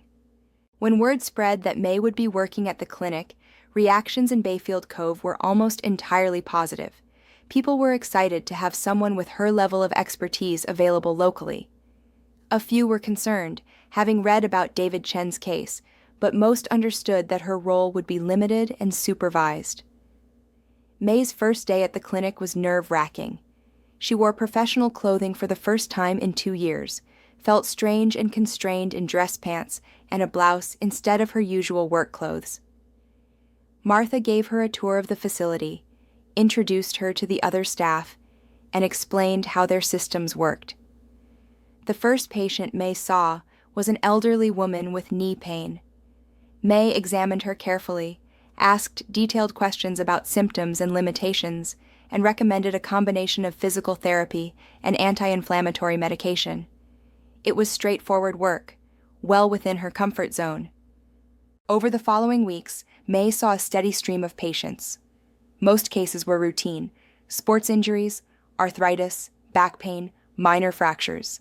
She evaluated, diagnosed, and recommended treatments. She did not perform any procedures herself, instead referring patients who needed surgery to specialists in larger hospitals. She found that she was good at this aspect of medicine. She had time to listen to patients, to understand their concerns, to explain conditions and treatments in detail. It was less high pressure than surgery had been, more about building relationships and long-term care than dramatic interventions. And she discovered something surprising. She enjoyed teaching patients about their own bodies, helping them understand how injuries healed, guiding them through rehabilitation exercises. It felt meaningful in a different way than surgery had, more collaborative, less about her individual expertise, and more about empowering people to take charge of their own health. She continued her woodworking as well, finding that the two types of work balanced each other well. When she felt emotionally drained from dealing with patients' pain and fear, working with wood was calming and restorative. When she felt too isolated in her workshop, seeing patients at the clinic connected her to the community in meaningful ways. November arrived, bringing colder weather and early darkness. May had now been in Bayfield Cove for just over 2 years. She could hardly believe how much had changed in that time. Aaron, the young man she had rescued at the fair, came to see her at the clinic. He was walking with crutches now, having made remarkable progress in physical therapy. "They're saying I'll be off these in another month," he said proudly. "I just wanted to thank you again. The doctor said if you hadn't stabilized my spine the way you did, I'd probably be in a wheelchair permanently. You saved my life." "You saved your life," May corrected gently. "You did the hard work of therapy and recovery. I just helped in a crisis moment." "Still," Aaron said, "I wanted you to know that it mattered. What you did mattered." After he left, May sat in her clinic office for a long time. What you did mattered. Such simple words, but they carried such weight. David Chen had said something similar in his letter, that what happened still affected him every day. Both her terrible mistake and her successful rescue had lasting impacts. She could not change the past, could not undo harm she had caused. But she could continue trying to help, continue using her skills and knowledge for good. That night, May finally sent the letter she had written to David Chen months before, but never mailed. She added a postscript. "Your letter meant more to me than I can express. Knowing that you've built a good life gives me hope that healing is possible, even when we carry scars. I'm working in medicine again, in a limited way, and also continuing my woodworking. I'm learning that I can be both things. Someone who made a terrible mistake and someone who still has value to offer. Thank you for helping me understand that. With gratitude and continuing regret, May." December brought the holiday season. The town of Bayfield Cove decorated the square with lights. The community center organized events. May found herself more socially involved than she had been since her first months in town. She had dinner at Mrs. Peterson's house every Sunday now. She went to Frank and Martha's for a holiday party. She attended the town's Christmas concert. She was no longer the mysterious stranger hiding in a cottage, but an accepted and valued member of the community. "No, not at all," Dr. Liu said quickly. "Actually, I'm here to discuss an opportunity." The state medical board has been developing a program for physicians who have experienced trauma or made serious errors. We want to help them return to practice in appropriate capacities with proper support systems in place. He explained that the program would provide counseling, peer support groups, and supervised re-entry into medical work. It was designed to help doctors who had the skills and knowledge to continue helping patients, but needed assistance processing their experiences and rebuilding their confidence. Your case is interesting because you found your own path back, Dr. Liu said. Working part-time at the clinic, maintaining your woodworking. It's a model of balance that we think could help others. We'd like to interview you for the program. Perhaps have you speak to other physicians who are struggling? May was taken aback. You want me to talk about my mistakes to other doctors? We want you to talk about your recovery, Dr. Liu corrected. About how you learned to live with what happened and still find ways to use your medical knowledge. That's valuable information that could help others who are suffering. May agreed to think about it. After Dr. Liu left, she sat in the workshop, considering the request. The idea of sharing her story with other medical professionals was both terrifying and oddly appealing. She knew how lonely it felt to carry the weight of a medical error. If her experience could help others, perhaps that was another way of using her past for good. She discussed it with Mrs. Peterson that evening. It sounds like you're being asked to turn your pain into purpose, Mrs. Peterson said. That's not an easy thing. But it might be healing for you and for others. Over the next few weeks, May met several times with Dr. Liu and members of the medical board. She shared her story in detail, talking about the psychological impact of the error, the process of leaving medicine, and her gradual path back to using her medical knowledge in a different context. She also attended a support group for physicians who had made serious errors. Sitting in a circle with other doctors, hearing their stories, May realized she was not alone. Each person carried their own burden of guilt. Each had patients who had been harmed, lives that had been changed, moments they wished they could take back. But listening to their stories, May also heard resilience. She heard about doctors who had returned to practice with renewed empathy and caution. She heard about career changes, new approaches to patient care, and the slow work of self-forgiveness. One doctor, an anesthesiologist named Dr. Sarah Kim, had made a dosage error that nearly killed a patient. I still have nightmares about it, she said. But I also realized that giving up medicine entirely would be another kind of waste. My error made me a more careful, more humble practitioner. I triple-check everything now. I listen more carefully to my colleagues. I'm not the same doctor I was before, and that's actually a good thing. May found herself sharing her own story with the group, talking about David Chen, about the months of hiding in Bayfield Cove, about the rescue at the community fair. She talked about learning to accept that she could be both someone who had caused terrible harm and someone who could still help people. The group responded with understanding and support. Several doctors thanked her for speaking openly. It helps to know that someone else understands, one said. That someone else has carried this weight and found a way to keep going. Through these meetings and conversations, May began to see her experience in a new light. Her story was not just about personal failure and recovery. It was about the broader challenges of being human in a profession that demanded perfection. It was about the need for systems that supported medical professionals after errors, rather than simply punishing them or expecting them to silently bear the psychological burden. In February, May agreed to be part of a panel discussion at a medical conference in Portland. The topic was Recovering from Medical Errors, Supporting Physician Well-Being. She would speak alongside other doctors, psychologists, and patient advocates about her experience. The week before the conference, May was nervous. She practiced what she would say, trying to find the right words to convey both the gravity of what had happened and the possibility of moving forward. She wanted to be honest about the harm she had caused without making it seem like she had simply gotten over it or forgotten about it. Marcus noticed her anxiety. "You okay?" he asked one afternoon in the workshop. "You've been pretty distracted this week." May explained about the upcoming conference. "I've never spoken publicly about what happened before," she said. "I'm worried about how people will react. Some people think doctors who make serious errors should never practice again. Some think we're too hard on ourselves. I'm not sure what message I'm supposed to send." "Maybe just tell the truth," Marcus said simply. "That's what you told me when I was worried about disappointing my parents by not going to college.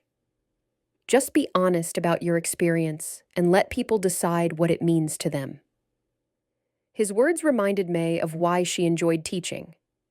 Young people often saw things more clearly than adults who had learned to complicate everything. The conference was held in a large hotel in Portland. May arrived early, feeling out of place in her professional clothing and among so many medical professionals.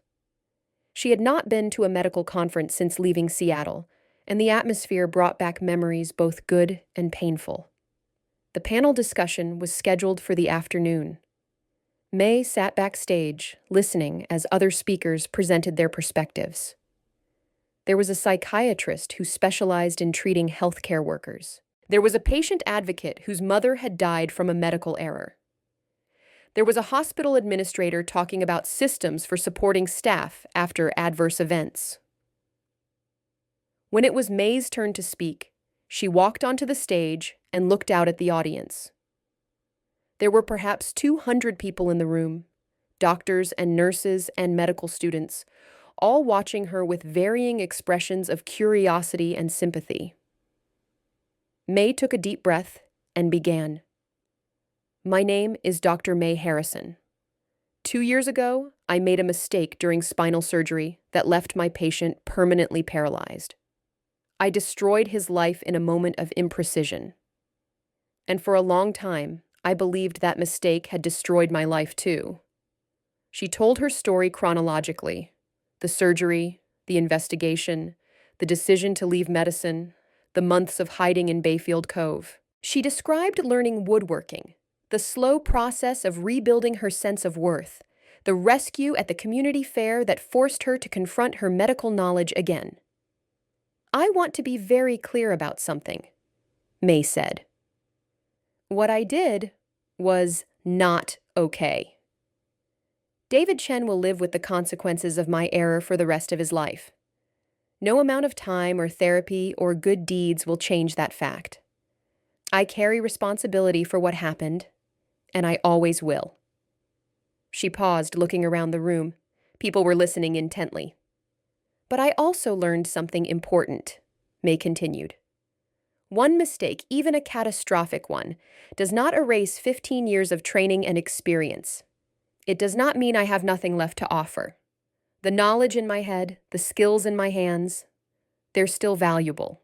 They're just being used differently now." She talked about her work at the clinic, about helping patients understand their conditions, about teaching people how to prevent injuries and manage chronic pain. She talked about the balance she had found between her medical work and her woodworking, and how both gave her life meaning. "I'm not here to tell you that recovery from a serious error is easy or simple," May said. "It's not. Some days are still very hard. I still have nightmares. I still carry guilt. But I've learned that healing doesn't mean forgetting or being forgiven.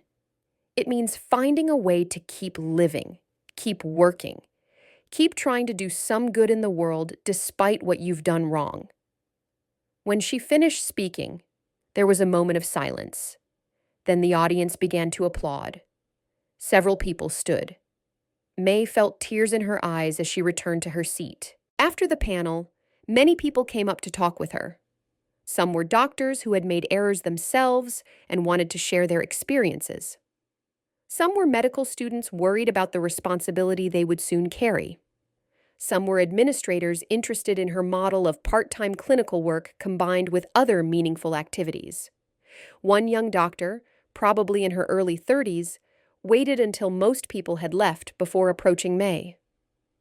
"Thank you for sharing your story," she said quietly. "I made a mistake last year. A patient died because I missed a diagnosis. I've been thinking about leaving medicine, but hearing you talk, I'm wondering if there might be other options." May looked at her and saw herself 2 years earlier, scared, guilty, convinced that she had no right to continue in medicine.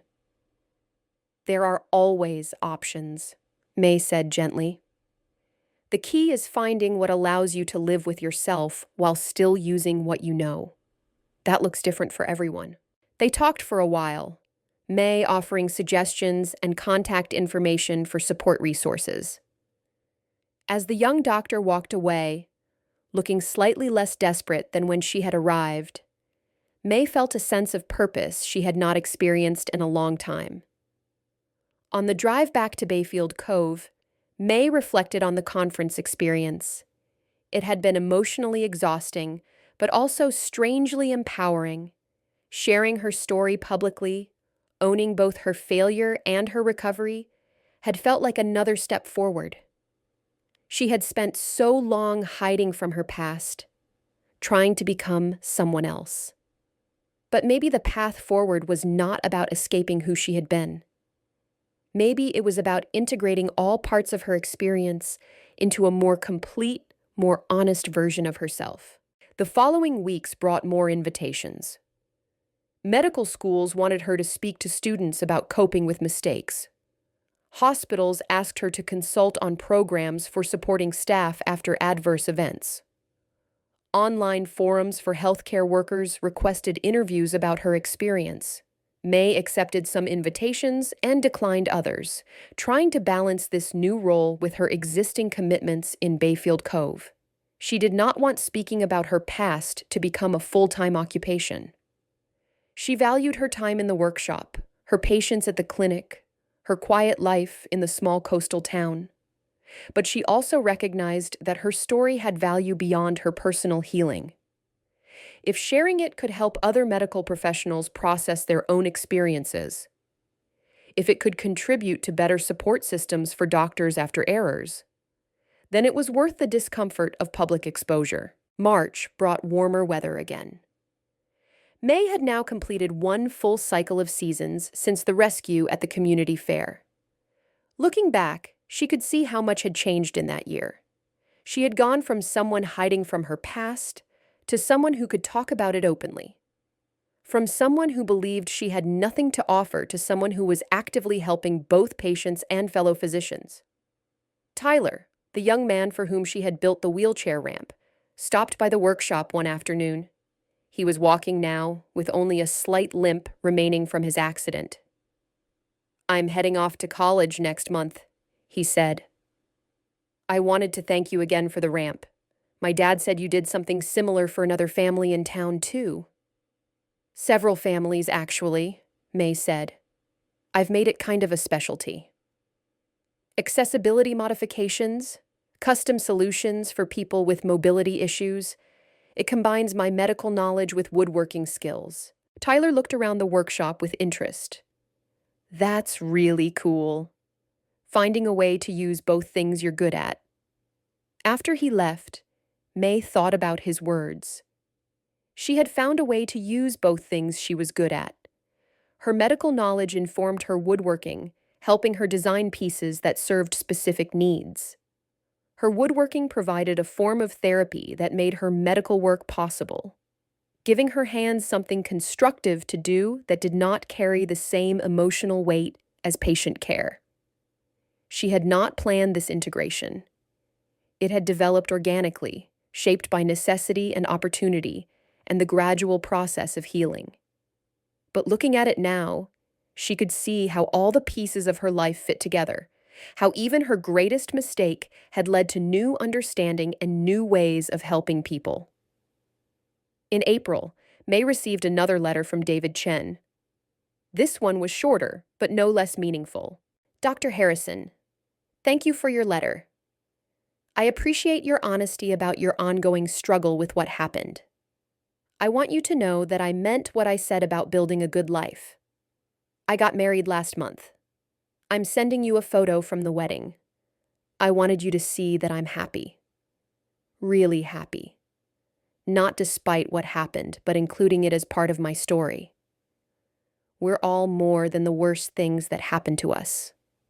That's true for me, and I think it's true for you too. Take care, David. The photo showed David in a wheelchair, dressed in a suit, smiling broadly next to a beautiful woman in a wedding dress. They were surrounded by friends and family, everyone laughing, clearly in the middle of a joyful celebration. May pinned the photo to the wall of her workshop, next to pictures of projects she had completed and the people of Bayfield Cove. It served as a reminder that healing was possible, that lives could continue and even thrive after tragedy, that the human capacity for adaptation and resilience was far greater than she had once believed. As spring turned toward summer, May settled into what felt like a sustainable rhythm. She worked at the clinic 2 days a week, took on woodworking projects 3 days a week, and reserved weekends for teaching, personal projects, and rest. She continued to participate in the physician support group, now helping to facilitate discussions rather than just attending. She accepted occasional speaking invitations, choosing opportunities that felt meaningful and aligned with her message. She was building forward, not back to who she had been, but towards something new.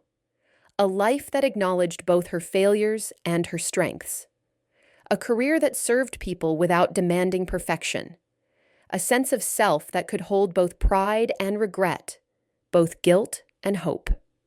Part 5. Roots and Wings.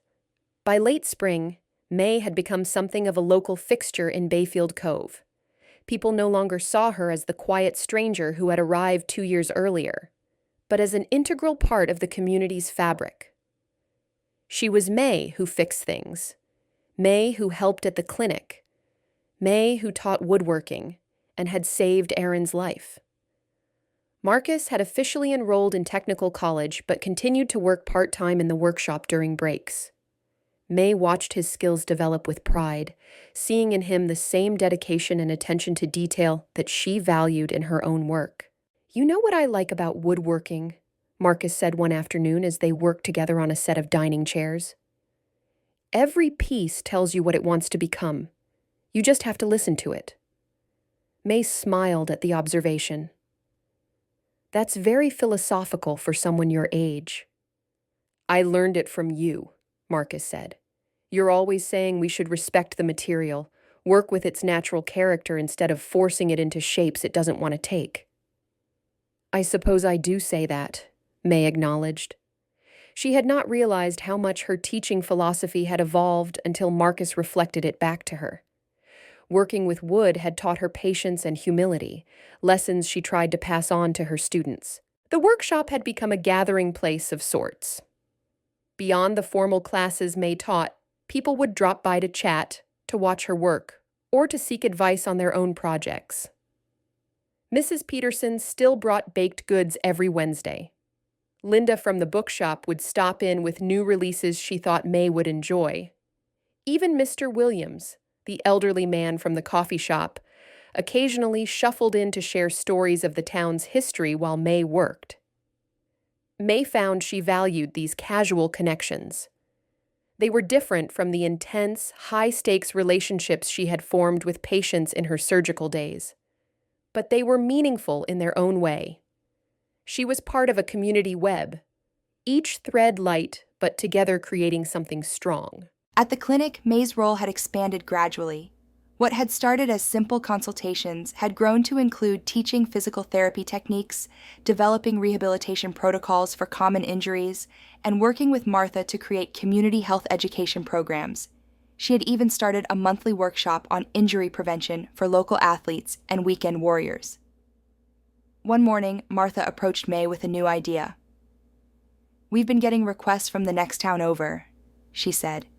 "Their clinic heard about your expertise, and wants to know if you'd be willing to do consultations there 1 day a month. Just evaluations and recommendations, nothing more. May considered the proposition. Expanding her reach meant helping more people, but it also meant moving further from the safe boundaries she had established. "Let me think about it," she said. That evening, she walked her familiar path down to the beach. The sun was setting, painting the water in shades of gold and amber. She had walked this path hundreds of times over the past 2 years, in all seasons and weathers. It had become a place where she could think clearly, where difficult decisions seemed more manageable. She thought about the invitation to work at another clinic. Part of her wanted to refuse, to stay within the comfortable limits of what she had already established. But another part recognized that growth sometimes meant being uncomfortable, that healing was not about finding a safe place and never leaving it. May remembered something Mrs. Peterson had told her early on. You can't spend your whole life hiding. She had come to Bayfield Cove to hide, but she had ended up doing something different. She had rebuilt herself. Maybe it was time to test whether that rebuilt self could function beyond the protective boundaries of this small town. She decided to accept the invitation, but on her terms. She would work at the other clinic once a month, maintaining her primary commitment to Bayfield Cove. It was a small step, but it felt significant. June brought warm weather and longer days. May was working on a special project, a custom wheelchair-accessible workbench for a teenager in the next town who had been injured in a diving accident. The project combined her medical knowledge of ergonomics and accessibility with her woodworking skills in a way that felt deeply satisfying. She had consulted with the teenager, a 17-year-old girl named Jessica, about exactly what she needed. Jessica wanted to pursue jewelry making, but needed a workspace adapted to her new physical reality. May had spent weeks designing a bench that would allow Jessica to work comfortably, with adjustable heights, specialized storage, and a surface that accommodated her wheelchair. When May delivered the completed workbench, Jessica's face lit up with delight. "This is perfect," she said, rolling up to test the height and reach. "You thought of everything." Jessica's mother pulled May aside. "Thank you," she said quietly. After the accident, Jessica lost interest in everything. She loved making jewelry before, but she couldn't figure out how to do it from a wheelchair. This gives her back something she thought was gone forever. Driving home, May reflected on the parallels. She too had thought her most valued skill was gone forever after David Chen's surgery. But like Jessica, she had found new ways to use her abilities, different applications for knowledge she thought had no future. In July, May attended another meeting of the physician support group. A new member had joined, a surgeon who had made an error that resulted in a patient's death. The man was devastated, barely able to speak about what had happened. May listened as he described his guilt, his belief that he had no right to continue in medicine, his conviction that he had destroyed not only his patient's life, but his own. May heard her own voice from 2 years earlier in his words. After the meeting, she approached him. "I know it doesn't feel like it now," she said gently, "but you will find a way through this. Not around it, not over it, but through it. And on the other side, you might discover that you have more to offer than you thought." The surgeon looked at her with desperate eyes. "How? How do you live with knowing you killed someone?" May took a deep breath. You don't forget it. You don't minimize it. You carry it, but you don't let it be the only thing you carry. You find ways to use what you know to help others. You accept that you're human, and humans make mistakes, even terrible ones. And you keep trying to do good, even though you know you're capable of doing harm. They talked for a long time. May shared her story, her journey through guilt and fear to finding a new way of practicing medicine. She did not promise that it would be easy or that the pain would completely disappear, but she offered something perhaps more valuable, the testimony that survival was possible, that a meaningful life could be rebuilt from the ruins of a catastrophic mistake. Later that month, Dr. Liu from the medical board contacted May with another request. The program for physicians recovering from medical errors had officially launched, and they wanted to feature May's story in their training materials. They also wanted to know if she would be willing to serve as a mentor for doctors going through the program. May agreed. It felt right to formalize the role she had already been playing informally. She could offer newly struggling physicians what she had desperately needed 2 years earlier: someone who understood the specific weight of medical guilt, someone who had found a path forward without minimizing the harm or pretending it had not happened. August brought a surprise visitor. May was in the workshop when a man in his mid-50s entered, looking around with obvious interest at her projects and tools. "May Harrison?" he asked. "Yes," May said, alert but not alarmed.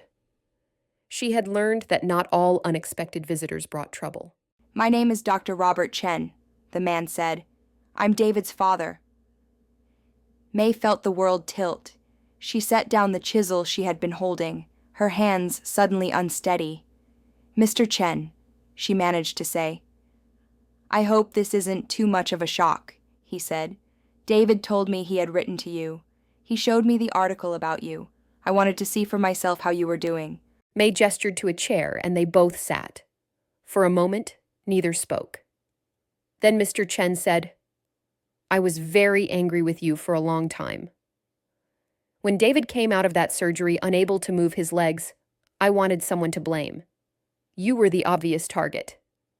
May nodded, unable to speak. "But David wasn't angry," Mr. Chen continued. "He said it was an accident, that you were trying to help him. That made me angrier, actually. I thought he was in denial, that he was protecting you out of some misplaced sense of compassion." "He had every right to be angry," May said quietly. "Yes, he did," Mr. Chen agreed, "but he chose not to be."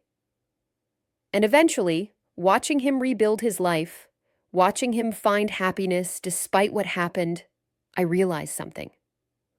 Holding on to my anger wasn't helping David. It wasn't helping me either. It was just poison that we were both drinking. He pulled out his phone and showed May more photos of David's wedding. Pictures of David playing wheelchair basketball, images of David at his office with colleagues. "He's happy," Mr. Chen said. "Really happy. His life is different from what we all expected, but it's full and meaningful. He's engaged with his work. He has good friends. He married a wonderful woman. He's not defined by his disability." May looked at the photos through tears. "I'm so glad," she whispered. "I'm so glad he found happiness." "I wanted you to know that," Mr. Chen said, "because I read in that article about how you blamed yourself, how you left medicine because you couldn't trust yourself anymore. I wanted you to hear from me, his father, that David is okay. You made a terrible mistake. That's true. But you didn't destroy him. He's more than what happened to him, and you're more than that one mistake." They talked for over an hour. Mr. Chen asked about her life in Bayfield Cove, her woodworking, her part-time medical work. He seemed genuinely interested in how she had rebuilt her life, what strategies had helped her cope with the guilt. Before he left, Mr. Chen said, "David wanted me to tell you something. He said to tell you that he forgives you. Not because what happened was okay, but because carrying around unforgiveness was weighing him down. He wanted to be free of it, and he wanted you to be free too." After he left, May sat in her workshop for a long time, crying. She had never expected forgiveness from David or his family. She had not felt she deserved it. But hearing those words, knowing that David had chosen to release his anger and move forward, gave her permission to do the same more fully. That evening, she walked to Mrs. Peterson's house. The older woman took one look at May's face and pulled her into a hug. "David's father came to see me," May said when they were sitting with tea. "He said David forgives me." Mrs. Peterson squeezed her hand. "And how do you feel about that?" Like I've been holding my breath for 2 years, and I can finally exhale, May said, but also guilty for feeling relieved. Like I don't have the right to feel better. May, Mrs. Peterson said gently, David gave you a gift. The question is whether you're going to accept it. Forgiveness doesn't mean what happened is erased or forgotten. It means choosing not to let that one moment define everything. David made that choice. Now you need to make it too. May realized Mrs. Peterson was right. She had been keeping herself in a state of perpetual penance, afraid that feeling okay was somehow dishonoring David's suffering. But that was not what David wanted. He wanted both of them to be free. September brought the start of a new academic year and a new session of woodworking classes. May was surprised by the turnout. 15 students this time, ranging from teenagers to retirees. The interest in learning traditional skills seemed to be growing. Among the new students was a woman in her 30s named Rachel, who introduced herself as a former architect. I spent years designing buildings on computers, Rachel explained, but I never actually made anything with my hands. I want to learn to create physical objects, things that exist in 3 dimensions instead of just on a screen. May understood that impulse.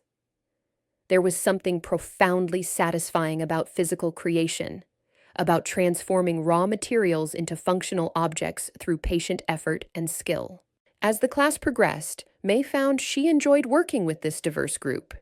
She taught the basics: how to select wood, how to use hand tools safely, how to read grain patterns, how to finish surfaces.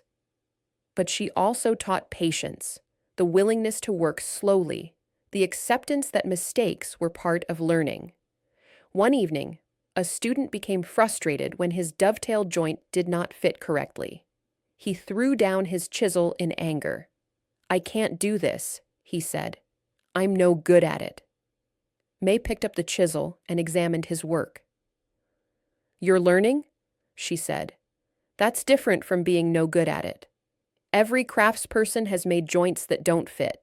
You take it apart, figure out what went wrong, and try again. That's how you get better." She helped him identify the problem and showed him how to correct it. As he worked to fix the joint, she thought about how applicable this lesson was to everything in life. Mistakes were inevitable. What mattered was how you responded to them. October marked 2 full years since the rescue at the community fair. 2 years since May had been forced to confront her medical training again. The anniversary prompted reflection on how far she had come. She was no longer the broken woman who had arrived in Bayfield Cove, unable to trust herself, convinced she had nothing to offer. She had rebuilt her confidence piece by piece, like assembling a complex piece of furniture. Each successful project, each patient helped at the clinic, each student taught, each public speaking engagement where she shared her story. All of these were components in the structure of her new life. But the foundation of that structure was acceptance. Accepting that she had made a terrible mistake. Accepting that she would carry that guilt always. Accepting that she was still capable of doing good in the world.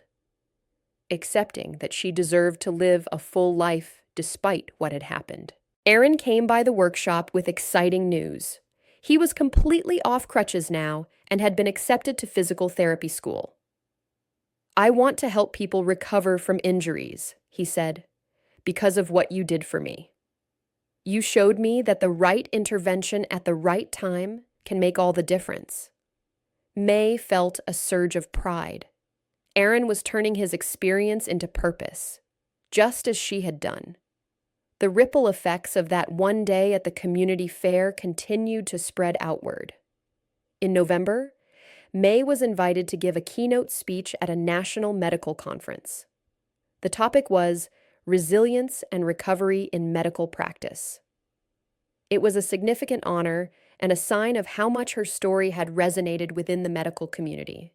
She spent weeks preparing the speech, wanting to strike the right balance between honesty about her struggles and hope about the possibility of recovery. She wanted to acknowledge the reality of medical errors and their devastating impact while also arguing for better support systems and more humane approaches to physician well-being. The conference was in San Francisco, a short flight from Portland. As May walked onto the stage to give her keynote, she looked out at an audience of more than 500 medical professionals. Just 3 years earlier, she had been one of them, confident, successful, certain of her place in the medical world. Now she was something different, humbler, more aware of her limitations, but perhaps more useful because of it. She began with David Chen's story, not sparing herself any details.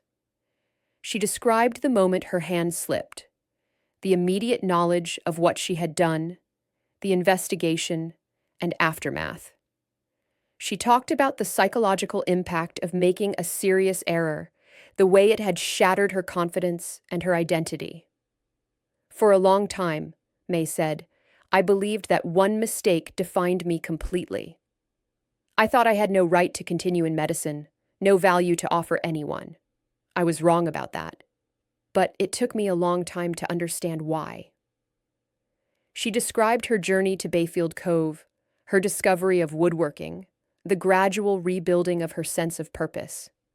She talked about the rescue at the community fair and how it had forced her to recognize that her medical knowledge still had value.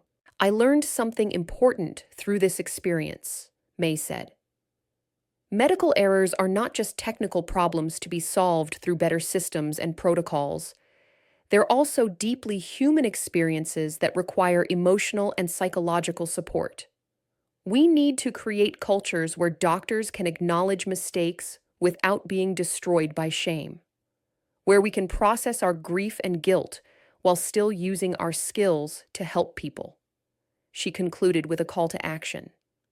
We need better support systems for physicians after errors. We need mentoring programs, peer support groups, counseling services, and pathways back to practice for doctors who have the skills and knowledge to continue helping patients. We need to recognize that doctors are human beings who make mistakes, and that one error does not erase a career of good work. The audience stood and applauded. Many people had tears in their eyes. After the speech, May was surrounded by doctors wanting to share their own stories, to thank her for speaking openly, to ask for advice about supporting colleagues who had made errors. One older surgeon waited until the crowd had thinned before approaching May. Thank you, he said simply. 40 years ago, I made a mistake that killed a patient. I never talked about it. I just buried it and kept working. But it's haunted me my whole career. Hearing you speak about your experience gives me hope that maybe I can finally process what happened and find some peace. May talked with him for a long time, sharing resources and strategies that had helped her. As they spoke, she realized that her story was serving a purpose beyond her own healing. It was opening doors for conversations that needed to happen, creating space for doctors to be honest about their struggles. Flying back to Portland, May felt exhausted but satisfied. She had turned her pain into something useful. She had used her worst experience to help others. That did not erase what had happened to David Chen, but it gave it meaning beyond mere tragedy. December arrived with cold winds and the first snow. May had been in Bayfield Cove for over 2.5 years now. It was fully home in every sense of the word. She hosted a holiday party at the workshop, inviting her woodworking students, clinic colleagues, and friends from town. Mrs. Peterson made her famous berry pie. Frank brought mulled wine. Marcus demonstrated some of the advanced joinery techniques he had learned at school. Linda organized a book exchange. The workshop filled with laughter and conversation, warm despite the cold night outside. Standing in the middle of her workspace, surrounded by people she cared about, May felt something she had not experienced since before David Chen's surgery. Uncomplicated happiness. Not the absence of guilt or regret, but the ability to feel joy alongside those heavier emotions. Mrs. Peterson found her standing quietly, watching the party. "What are you thinking?" the older woman asked. "I'm thinking about how much has changed," May said. "When I arrived here, I was running away from everything. Now I have roots. Real roots. A community, work that matters, purpose. I never expected to find this." "You didn't find it," Mrs. Peterson corrected gently. "You built it, with your own hands, piece by piece." May looked at her hands, those instruments that had caused such harm and also done so much good. Mrs. Peterson was right.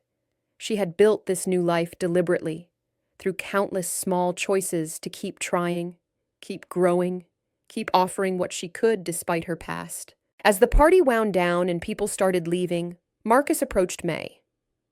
"I wanted to tell you something," he said. "I got accepted to a woodworking residency program in Vermont. It's a really prestigious opportunity, but it means I'd be leaving Bayfield Cove." May felt a pang of loss, but pushed it aside. "Marcus, that's wonderful. You should absolutely take it." "I wanted to make sure you'd be okay," Marcus said. "I know I've been helping a lot with the workshop." "I'll manage," May assured him. "This is your opportunity to grow. You should take it. I'll still be here when you visit." After everyone left, May cleaned up the workshop, returning tools to their places, sweeping sawdust from the floor. She had taught Marcus to always leave the workspace clean and ready for the next day's work. It was a lesson about respecting the craft, but also about discipline and care. She turned off the lights and walked across the yard to her cottage. Snow was falling softly, covering the garden in white. Through Mrs. Peterson's window, she could see lights from a Christmas tree. The town was quiet and peaceful. May made herself tea and sat by her fireplace, watching the flames flicker. She thought about the past 2.5 years, about everything she had lost and everything she had found. She thought about David Chen and Aaron, about the ways their lives had intersected with hers. She thought about all the patients she had helped at the clinic, all the students she had taught, all the doctors she had mentored through their own struggles with medical errors. She thought about Mr. Chen's visit and David's message of forgiveness. She thought about the wedding photo on her workshop wall, evidence that David had built a happy life despite what she had done to him. And she thought about the woman she had become, no longer the confident surgeon she once was, but perhaps someone more valuable, someone who understood fragility and failure, someone who could hold space for both grief and hope, someone who knew that mistakes were not the end of the story, just difficult chapters in a longer narrative. May had learned that healing was not about returning to who you were before trauma. It was about building something new from the pieces that remained. She would never be the same person who had walked into that operating room with David Chen. But she had become someone else, someone who could help others navigate their own dark passages, someone who understood that wholeness could exist alongside brokenness. As snow continued to fall outside, covering the world in quiet white, May sat in her cottage and allowed herself to feel at peace.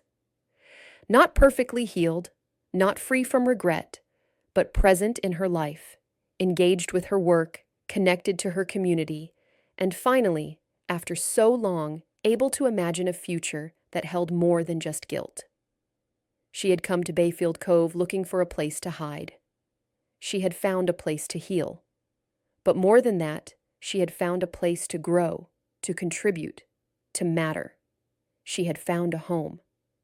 And tomorrow, she would wake up and continue the work, building furniture, seeing patients, teaching students, sharing her story with those who needed to hear it. The work of living, of healing, of helping. The work of being human. She looked at the Christmas tree Mrs. Peterson had helped her decorate earlier in the week. It was small, but perfect for the cottage, decorated with simple ornaments and strings of lights that cast a warm glow across the room. Under the tree were a few wrapped gifts, books from Linda, homemade jam from Mrs. Peterson, a hand-carved bowl from Frank that he had made specially for her. May had gifts to give too. She had spent weeks making them. A jewelry box for Linda with intricate inlay work, a serving tray for Mrs. Peterson with a quote about friendship carved into the wood, a set of specialized carving tools for Frank. For Marcus, she had made something special, a portable tool chest with his name carved into the lid, filled with his own set of quality tools to take to Vermont. Each gift represented hours of careful work, but more than that, they represented connection, appreciation, love. Her phone buzzed with a text message. It was from Dr. Sarah Kim, the anesthesiologist from the support group. Just wanted to say thank you again for your speech at the conference. It changed how I think about my error and my future. You gave me hope. Merry Christmas. May replied, Thank you for sharing your story with me. We're all in this together. Merry Christmas to you too. She received several more messages that evening, from doctors she had mentored, from patients she had helped at the clinic, from students in her woodworking class. Each message was a reminder that her life had meaning beyond her mistake, that she was part of a web of relationships that stretched far beyond Bayfield Cove. As midnight approached, May walked to her bedroom window. The snow had stopped, and the sky had cleared. Stars shone brilliantly in the cold winter air. The ocean was visible as a dark mass beyond the houses, eternal and unchanging. She thought about a conversation she had had with a young medical student after her keynote speech. The student had asked, "How do you know when you've healed enough to move forward?"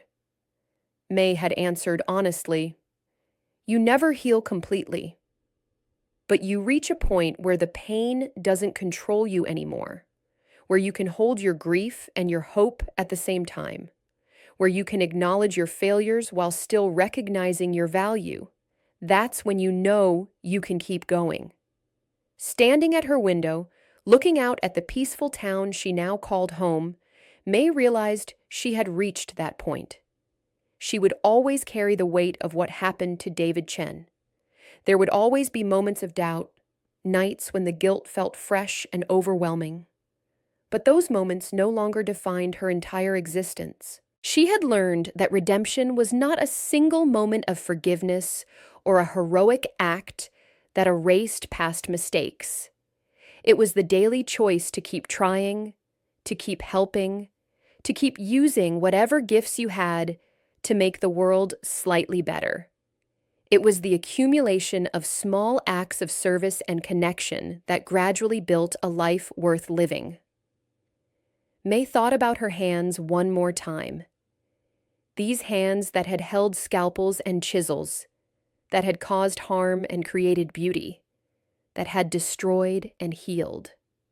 They were the same hands, but she had learned to use them differently, to channel their skill into new forms of helping. She climbed into bed, warm under the quilts Mrs. Peterson had made. Tomorrow was Christmas Day. She would have dinner with Mrs. Peterson, exchange gifts, share stories. The day after, she would go back to work at the clinic. Next week, she would start a new furniture project.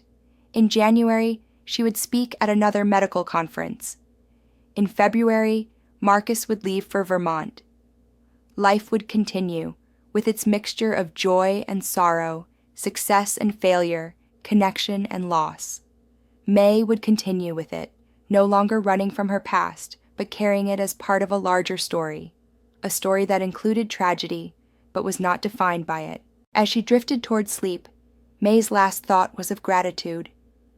Gratitude for Mrs. Peterson's kindness, for Frank's mentorship, for Martha's faith in her. Gratitude for the second chance she had found in this small coastal town. Gratitude for the community that had accepted her, for the work that gave her purpose, for the slow, painful, necessary process of healing that had brought her to this moment of peace. She had not sought redemption. She had not expected forgiveness. She had simply tried to survive, one day at a time. And in the process, she had discovered that survival could evolve into something more, a life of meaning, purpose, and quiet contentment. The cottage was silent except for the ticking of the old clock on the mantel. Outside, Bayfield Cove slept under its blanket of snow. The ocean breathed steadily against the shore. And May Harrison, who had once been a broken surgeon hiding from her past, slept peacefully in the home she had built, ready to wake and continue the endless, essential work of being human. Tomorrow would bring new challenges, new opportunities to help, new moments of both difficulty and grace. But May was ready for it. She had her hands, her skills, her community, and her hard-won wisdom. She had her past with all its pain and her present with all its possibility. And finally, after so long, she had hope for her future. If this story touched you, don't forget to like, comment, and subscribe. We'd love to hear what inspired you the most. And where in the world are you watching from? Let us know below.